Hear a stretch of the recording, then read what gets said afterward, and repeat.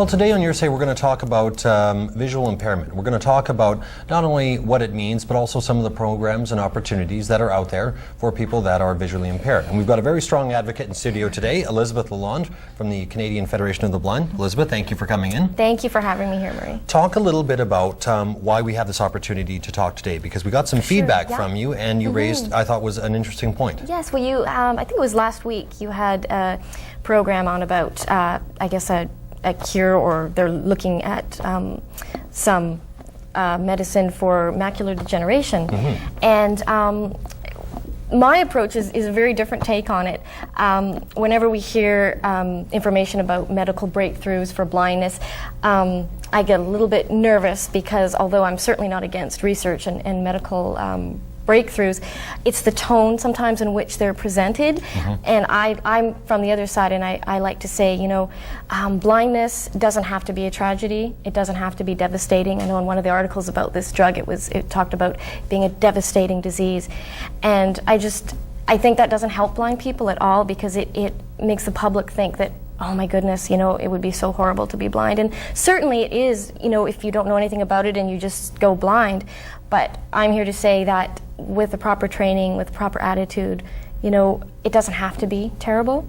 And my life certainly isn't. And I've been blind all my life. And, you know, I lead a very happy, productive life. And I think that's what I like to get across, just the other side, that there are blindness skills. You know, you can learn to be independent. I think one of the terms that was said was, the doctor that you interviewed had said, a real threat to independence. And yes, it can be. Blindness can be a threat to independence, but if you learn the proper skills, it doesn't have to be. Okay, and a lot of it stems from having organizations like yours that help people out either through knowledge, education, training programs. Talk a little bit about what the Federation does. Okay, well, we are based on a very large organization in the United States called the National Federation of the Blind. They're a grassroots, very proactive group, very influential, probably the largest group of blind people in the world. We are an organization of blind people speaking for ourselves, as opposed to an agency speaking for us, and that's a really important distinction. We're made up of blind people of all different, you know, professional blind people, all sorts of blind people, just as the sighted population is diverse, we are as well. And we're committed basically to the empowerment and equality of blind people.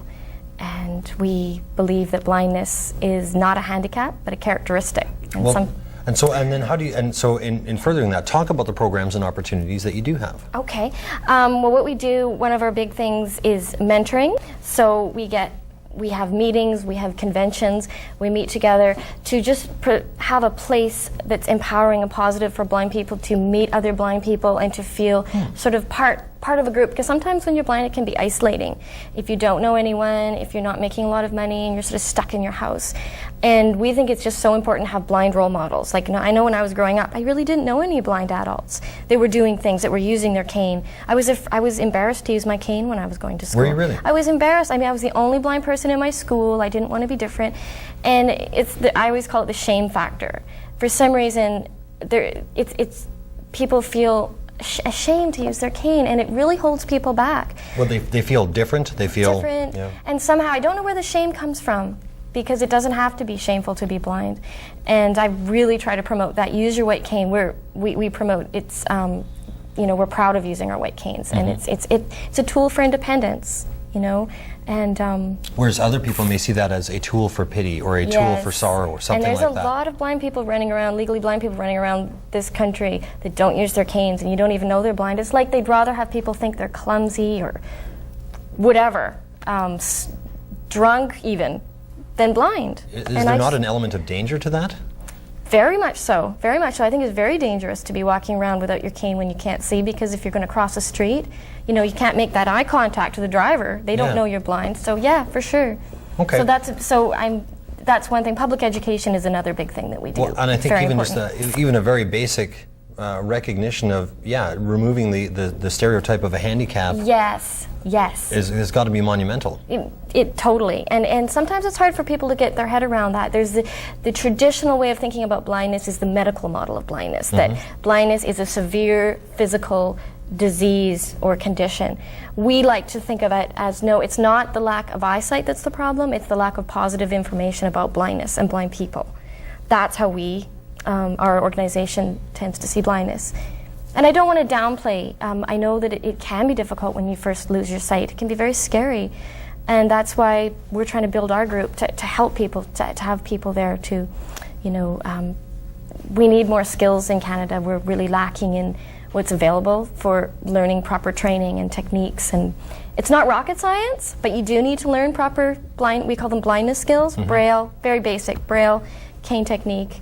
A lot of people come up to me and say, well, I'm old, I don't want to learn anything new. And I don't see why an older person can't learn something new. You might not want to read Gone with the Wind with Braille, but you might be able to learn to play cards with Braille. So read a magazine, a newspaper, exactly, something like that? Yeah, and if you've lived a happy life, a productive life your whole life, there's no reason why you can't continue to do that when you lose your sight. And it's all in the attitude, isn't it? Really, attitude and getting the services and the skills